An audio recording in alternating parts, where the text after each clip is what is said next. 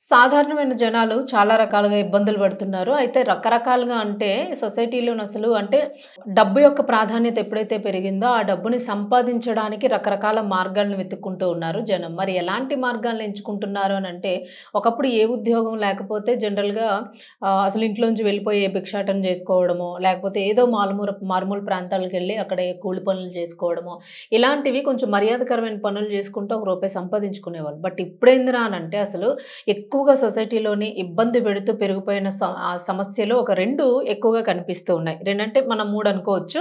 అయితే ఈ మూడింటిలోని ఒకటేంటంటే ఇతర ప్రాంతాల నుంచి మన ప్రాంతాలకి, మన ప్రాంతాల నుంచి ఇతర ప్రాంతాలకి ఇలాగ వలసలు వెళ్ళిపోతూ గూడాను అక్కడక్కడ చిన్న చిన్న గుడారాలు వేసుకొని గుడుల దగ్గర లేకపోతే రైల్వే స్టేషన్స్, బస్ స్టాండ్స్ దగ్గర ఏవైనా ఖాళీ ప్రదేశాలు గ్రౌండ్స్ లాంటివి ఉంటే అలాంటి దగ్గర గూడా చిన్న చిన్న గుడారాలు లాంటివి వేసుకొని వాటిల్లోనుంటూ వాళ్ళు ఏదో ఒక బొమ్మలను అమ్ముకుంటూ ఇలాంటివి చేస్తూ ఉంటారు. మరి కొంతమంది ఇంకొన్ని ముఠాలుంటాయి. పిల్లల్ని భిక్షాటన చేసుకోవడానికి ట్రాఫిక్ సిగ్నల్స్ దగ్గర వాటి దగ్గర కూడా పిల్లల్ని ఎరగా చూపించి పిల్లలతోని భిక్షాటన చేయడం కనిపిస్తుంది. మరి ఈ ప్రస్తుతానికైతే మాత్రమే ఈ భిక్షాటనకి సంబంధించి కొన్ని రాష్ట్రాల్లోని ఒక రూలొచ్చింది. భిక్షాటన చేసుకోకూడదు అని జెప్పేసి. కష్టపడి పని జేసుకోవాలి. అది ఏ పనైనా పర్వాలేదు. ఏ హోటల్స్‌లోనో పాచి పనులు జేసుకోవచ్చు. గిన్నెలు తోముకోవచ్చు. స్వీపింగ్ జేసుకోవచ్చు. ఏవైనా చాలా రకాల పనులుంటాయి.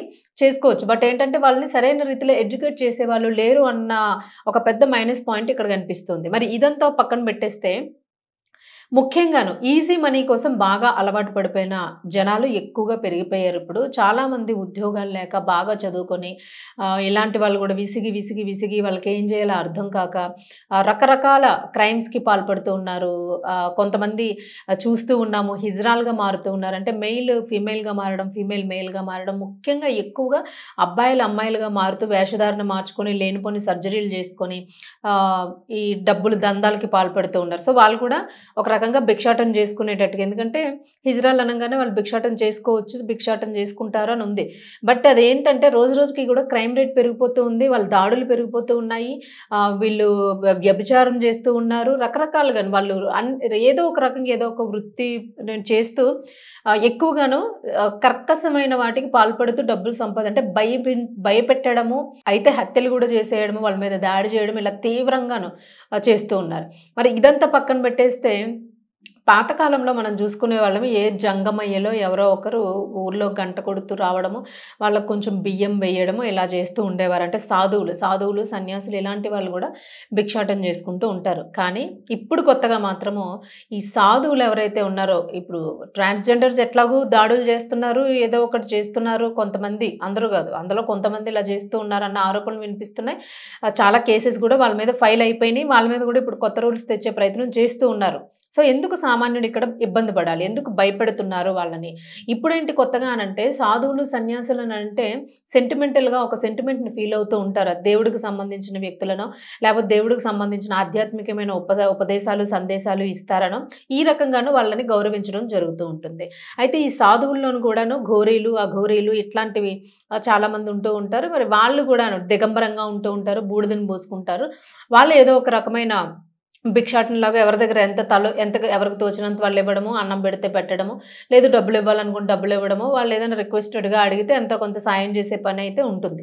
మరి వీళ్ళేంటి ఇట్లా చేయకుండాను వీళ్ళు కూడా కొత్తగాను దాడులకు పాల్పడుతున్నారు. ఇక్కడ మీకు వీడియోలో చూపిస్తున్నది ఒకసారి మీరు చూసుకుంటే ఇది మధ్యప్రదేశ్‌లోని ఉజ్జయిని టెంపుల్‌కి సంబంధించి ఉజ్జయిని అంటే మన ఉజ్జయిని మహాకాళేశ్వరుడు ఉంటాడు.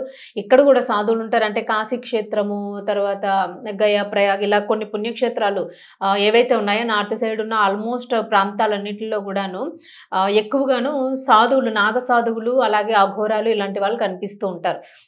వీళ్ళెవరితో మాట్లాడరసలు. మనం మాట్లాడించి దగ్గరెళ్లి ఉన్నా గూడా వీళ్ళు తిరగబడి మనల్ని పంపించేస్తారు. వాళ్ళొక రూపాయి ఇచ్చినా తీసుకోరసలు. మనం ఏమిచ్చినా వాళ్ళు తీసుకోరసలు. చాలా సీరియస్ అయిపోతారు. మనకి భయమేస్తది ఒక రకంగా వాళ్ళ దగ్గరికెళ్ళడానికి గూడాను. సో, వాళ్ళంతట వాళ్ళ మానాన వాళ్ళు నడుచుకుంటూ ఎళ్ళిపోతారు. కానీ ఇప్పుడు జరుగుతున్నది ఏంటనంటే అసలు వీళ్ళు రోడ్ల మీద వెళ్ళిపోతున్న కార్లని సైతము ఆపేసేసి కాళ్ళు అడ్డంగా పెట్టి మీరు వీడియోలో చూడండి. కారు మీద కాలు పెట్టేసేసి వీళ్ళకి గూడా బట్టలు లేవు. బూడిదంతా పూసుకొనున్నారు. చూడ్డానికి కాస్త భయానకంగా ఉంటారు వీళ్ళు. వీళ్ళు. మరి సాధారణమైన రోడ్స్ ఎక్కడైతే ఖాళీగా ఉంటాయో, హైవేస్ ఎక్కడైతే ఉంటాయో కార్స్‌కి అడ్డంగా పడి సింగిల్‌గా ఉన్న కార్‌లని అటాక్ చేయడము, సింగిల్‌గా వెళ్తున్న బైక్ రైడర్స్‌ని అటాక్ చేయడము, అడ్డంగా పెట్టేసి చూడండి మీకు కారు మీద కాలు పెట్టేసేసి కదలనివ్వకుండాను ఒక అతనేమో డోర్ పక్కకు వచ్చుంటాడు. డోర్ పక్కన డోర్ కొడతాడు. తీయకపోతే ఎందుకంటే ఆటోమేటిక్‌గా మనం కారు మూవ్ చేయలేం మనిషి అడ్డం వచ్చినప్పుడు.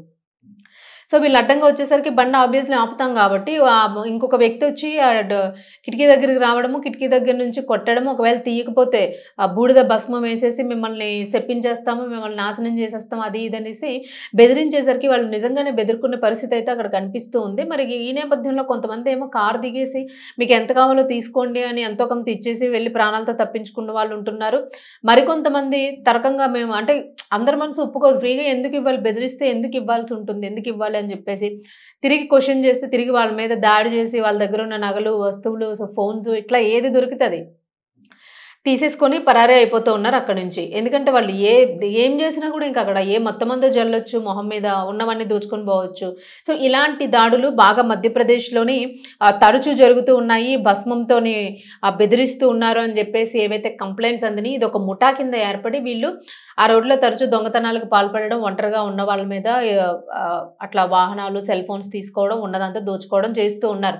అసలు వీళ్ళకి అంత అవసరం ఉండదు యాక్చువల్‌గాను. సో, ఈ రకంగా చూస్తే వీళ్ళు నిజమైన నాగసాధువులు కాదు, నిజమైన సన్యాసులు కాదు అనేది అర్థమవుతుంది. ఇదొక రకమైన వేషధారణ, ఒక రకమైన దీంతోనే దాడి చేస్తూ ఉన్నారు. అయితే ఇది బాధితులు పోలీసులకి సమాచారం అందించడం జరిగింది. ఇప్పుడు ఈ వీడియోలో ఎవరైతే ఉన్నారో వాళ్ళు ఇంతకుముందు కూడా ఇలాంటివి జరిగినాయని. సో, వీళ్ళు సమాచారం అందించడంతో పోలీసులు అప్రమత్తమయ్యారు. వీళ్ళు ఒక నిఘా పెట్టారు. నిఘా పెట్టిన నేపథ్యంలోనైతే వీళ్ళు దొరకడం జరిగింది. వీళ్ళు నిందితులు రాకేష్ రాజ్‌పుత్, బిర్జునాథ్, రాములునాథ్, రమేష్‌నాథ్, అరుణ్‌నాథ్, మగన్నాథ్, అలీనాథ్ వీళ్ళు ఇంతమంది దాదాపుగా ఒక 6గురో, 7గురో ఉన్నారు.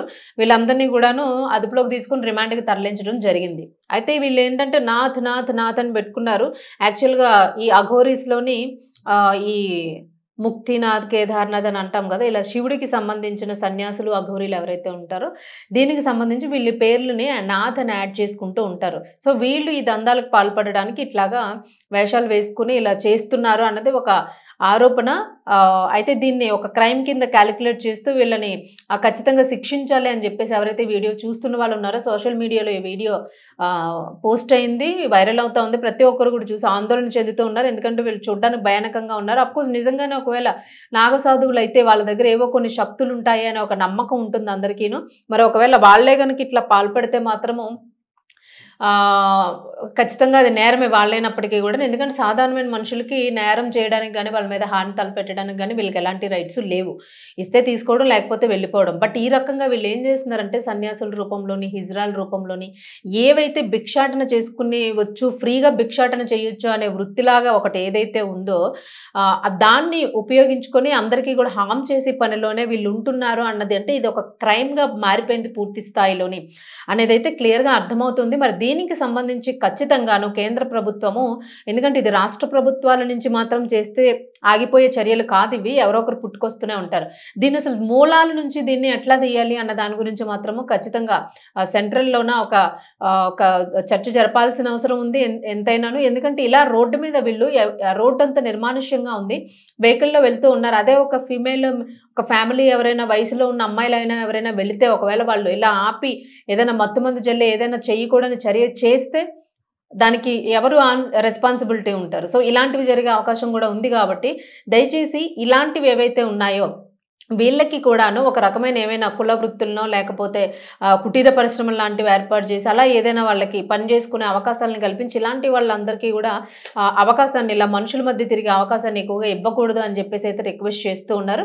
ఖచ్చితంగా కేంద్రం చర్య తీసుకుంటే బాగుంటుంది అని చెప్పేసి అయితే మాత్రం ప్రతి ఒక్కరు కూడా వేడుకుంటున్న పరిస్థితి. అలాగే కొంతమంది ఆగ్రహాన్ని కూడా వ్యక్తం చేస్తూ ఉన్నారు. ఇంత డిస్టర్బెన్స్‌గా తయారైంది, భయాందోళన కలిగిస్తున్నారు వీళ్ళందరూ అని చెప్పేసి.